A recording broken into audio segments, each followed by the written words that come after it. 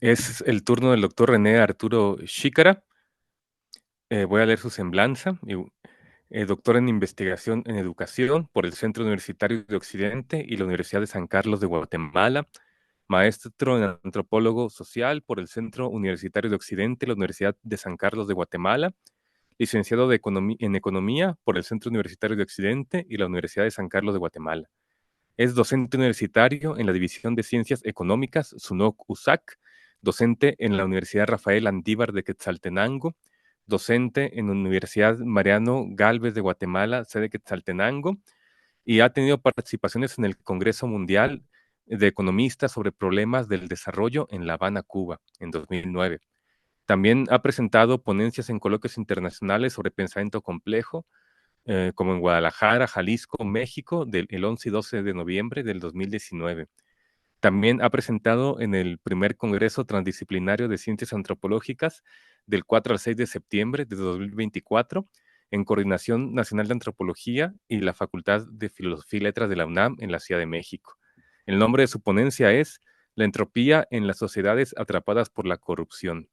Cedo el micrófono al doctor René Arturo Schicker.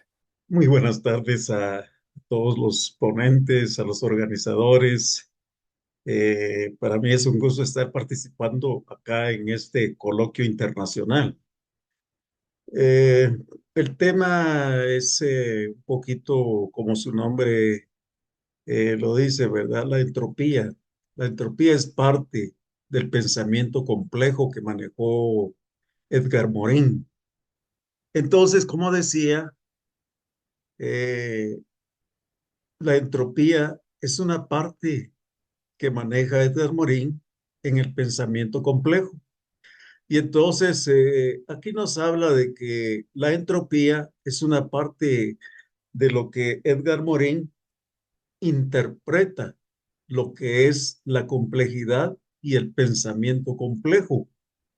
Aquí nos habla de que todas las cosas están entrelazadas, pero a la vez forman un conjunto. Pero el conjunto también forma sus partes y una parte dice que no es del conjunto, pero a la vez pertenece a todo ese conjunto y lo analiza como una telaraña. Por eso es de que al ver esto, entonces nos dice, ¿cómo es para entender lo que es la complejidad? Porque entonces dice que es todo aquello que está en conflicto. Pero a veces se dice, no todo es conflicto, pero sí, Edgar Morin nos menciona que también las cosas para poderlas entender es aquello que está disperso, es aquello que está en lucha, está en contradicción y por eso dice que es un tejido de eventos, acciones e interacciones, retracciones. O sea, que todo esto es lo que forma ese conjunto y la complejidad se presenta entonces como como que si fuera un tejido de araña, que todo está bien hecho y todo está como un conjunto, pero a la vez, si vemos una telaraña, también está hecho en miles de partes. Y para entender la entropía, aquí nos habla también Edgar Morin de que la entropía la vamos a entender como aquella en donde todo está en un desorden y ese desorden es lo que crea de que las cosas estén totalmente provocando un caos y ese caos entonces nos lleva de que la entropía nos hace ver de que todas las partes están en conflicto. Existe un desorden total en la sociedad y esto es lo que nos lleva a entender de que la entropía la vamos a trasladar acá. Hice una presentación sobre un caso real acá en Guatemala en donde una institución trabajó para desentrañar toda una estructura que se estaba dando dentro del sistema institucional de gobierno. Entonces, la entropía la trasladamos aquí. ¿Cómo entender también los problemas sociales? Porque muchas veces estos problemas sociales hay que entenderlos desde diferentes ángulos. Y la entropía nos hace entender cuando todo está en un problema, todo está en un caos. ¿Cómo podemos entender esa estructura de corrupción que se estaba dando acá en Guatemala? Pues para eso se tuvo que desentrañar y, interpretar y conocer cómo estaba ese tejido que menciona Morín como una tela de araña. Y entonces lo que se descubrió es de que el gobierno central, desde el punto central de la telaraña, ahí empezaba la corrupción. Este abarcó al Banco de Guatemala, abarcó también al Ministerio de Finanzas, al Sistema de Administración Tributaria, SAT, al IGS, que es el Instituto Guatemalteco de Seguridad Social, a los puertos, las aduanas, el sector privado también, el Ejército Nacional. Total, que esta era una olla de Pandora que al destaparlo se pudo descubrir cómo estaba ese entramado de la corrupción en el gobierno acá de Guatemala. Esto se vino trabajando desde el 2014, pero ya con unas demandas fuertes para entender desde dónde venía todo eso. ¿Quiénes fueron los encargados de investigar este sistema corrupto que tenía el gobierno? Primero, eh, desde los acuerdos de paz de 1996, después del conflicto armado, entonces se creó una institución para descubrir los actos de corrupción o grupos paralelos que trabajaban a la par del Estado. Y dentro de ellos estaba una que se llamaba SIACS, pero se vio que no funcionaba bien y entonces en el 2006 se creó lo que es CICIG, que quiere decir Comisión Internacional contra la Impunidad en Guatemala. Esta institución, primeramente, como director, estuvo Carlos Castresana, era un español que comenzó a investigar, pero no llegó tan profundo. Pero el gobierno le tendió una trampa y entonces se tuvo que ir de Guatemala. Posteriormente vino otro que fue nombrado por las Naciones Unidas, Francisco Dalanés, pues era un costarricense. Y él, pues sin pena ni gloria, pasó 3 años y no hizo mayor cosa. Entonces pensaron en traer a un abogado colombiano, Iván Velázquez Gómez. Eh, Él, como antecedente, tenía de que por la corrupción que él investigó en Colombia, llevó a la cárcel a 50 parlamentarios que estaban en procesos de corrupción. Y entonces su trabajo aquí fue donde comenzó, a la par del Ministerio Público, que también estaba una abogada que se llama Telma Aldana, era de la FESI y un equipo de investigadores de acá de Guatemala. Posteriormente, entonces estaba también para completar este equipo y para que todo saliera bien, los tribunales de justicia. Dentro de ellos, el abogado que trabajó mucho en estos casos se llamaba Miguel Ángel Gálvez como juez de la Corte Suprema de Justicia. Este equipo fue el que descubrió toda esa telaraña de corrupción que estaba en el gobierno de Guatemala y en el cual fue el trabajo que hizo la institución conocida como CICIG y que fue un acuerdo con un apoyo de las Naciones Unidas para que descubriera todos esos actos de corrupción y los grupos paralelos que trabajaban a la par del Estado. Los que fueron capturados ya en estos casos de corrupción, el expresidente, un militar que se llamaba Otto Pérez Molina. Pues la fama que tenía era de que había cometido actos de genocidio en el conflicto armado. Y entonces hay casos en donde él tuvo que ver bastante en el conflicto armado, cuando hubo muchos casos de genocidio y al final se llegó a, a crear grandes masacres en las comunidades rurales y entonces se decía que él había sido parte de eso también. La ex vicepresidenta que se llama Rosana Valdetti también estaba en actos de corrupción con grandes propiedades, dinero en efectivo y total. Ellos ya se creían unos magnates. Los dos fueron capturados y Otto Pérez Molina fue obligado a renunciar de la presidencia y fue sometido a los tribunales. Todavía hoy en día todavía se encuentra, aunque parece que tiene presidio residencial. Ahora la señora ex vicepresidenta todavía se encuentra en las cárceles.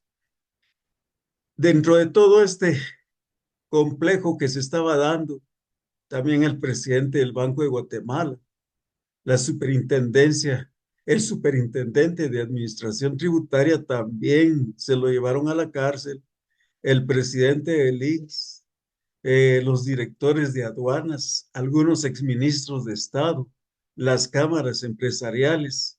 Ellos se creían intocables, pero también con la fuerza que tuvo esa institución, la CICIG, logró que los empresarios también fueran a parar a la cárcel. Fueron bastantes, como unos 20 más o menos de los grandes empresarios de Guatemala.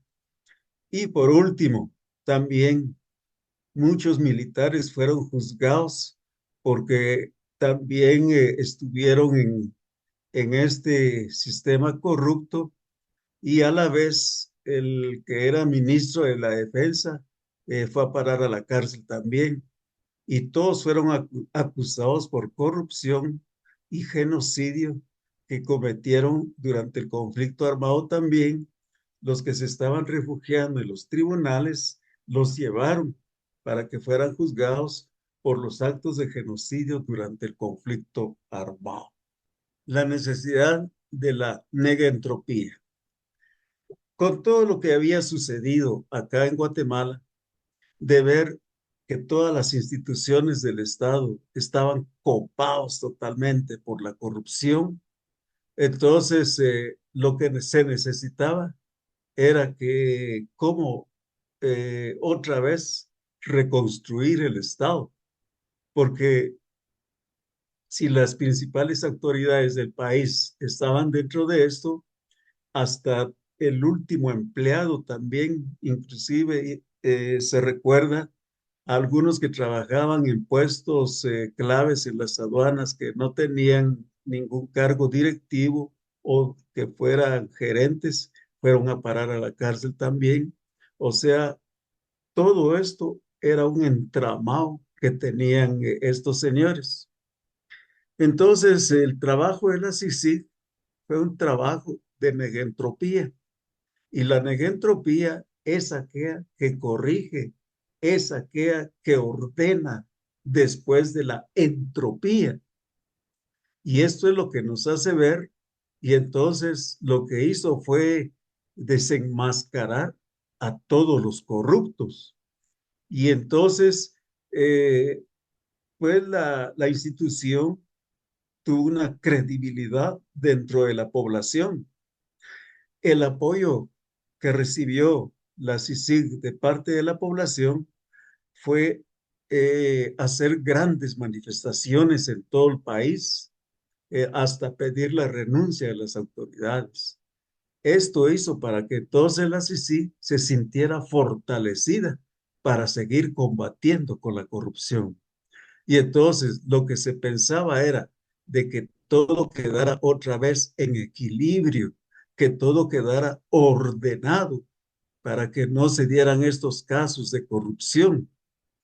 Eh, Se conoció, por ejemplo, de que este señor, el que fue presidente, Otto Pérez Molina, tenía grandes propiedades, fincas, casas, cuentas bancarias, dinero que sacaron al exterior.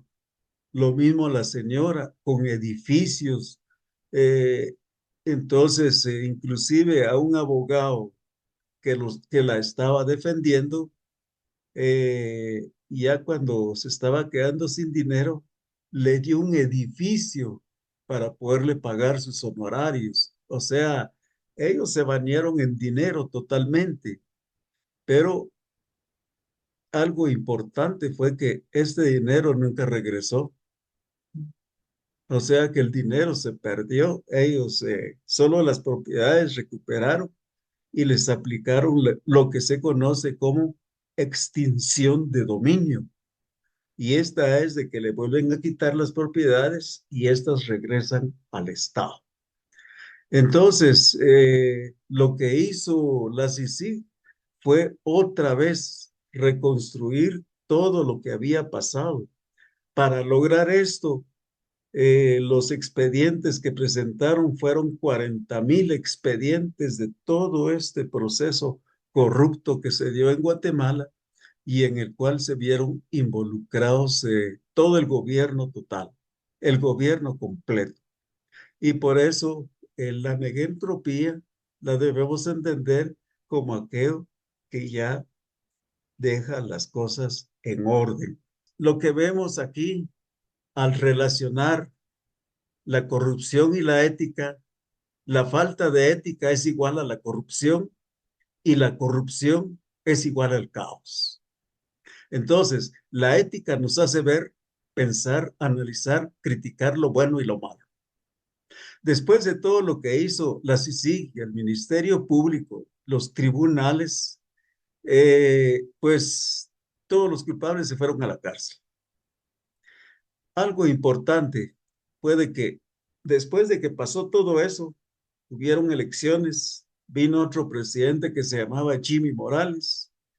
Él, por presiones de que él también estaba ya cometiendo actos de corrupción, su familia también, lo mismo que eh, varios parlamentarios, y entonces al final, eh, por presiones de las cámaras empresariales, el ejército y políticos pidieron que expulsaran a la CICIG y ellos fueron expulsados, todos fueron, a Iván Velázquez ya no lo dejaron entrar, a la señora del MP ya tenía orden de captura, ahorita se encuentra en los Estados Unidos y todos los que trabajaban en la CICIG lograron irse y los que no, ahorita están presos. Por combatir la corrupción, se quedaron prácticamente como señalados de que por haber corregido, entonces lo que se puede decir es de que nos hicieron caer en una situación en donde todo lo bueno ahora para ellos es malo y todo lo malo que ellos hacen ahora es bueno. Por su atención, muchas gracias. Espero haberles expuesto algo que sucedió aquí en mi país. Muchas gracias. Muchas gracias, doctor René Arturo Xícara. No sé si alguien quiere hacer algún comentario o pregunta sobre este tema. A mí me parece interesante el uso del concepto de entropía y negentropía porque también nos puede llevar a pensar en la relación con otros aspectos también de esta formación de procesos de corrupción como, por ejemplo, la energía, la energética. Ahora que pensamos en cosas como cambio climático, los límites del crecimiento, creo que esto de la entropía es una manera también de pensar cómo esos límites energéticos pueden estar vinculados también a otros procesos históricos y nuevos procesos de corrupción de los estados, de instituciones ante la escasez, generan otros procesos para intentar o contener o aumentar la entropía en esos términos más amplios. Entonces, eso me pareció interesante también.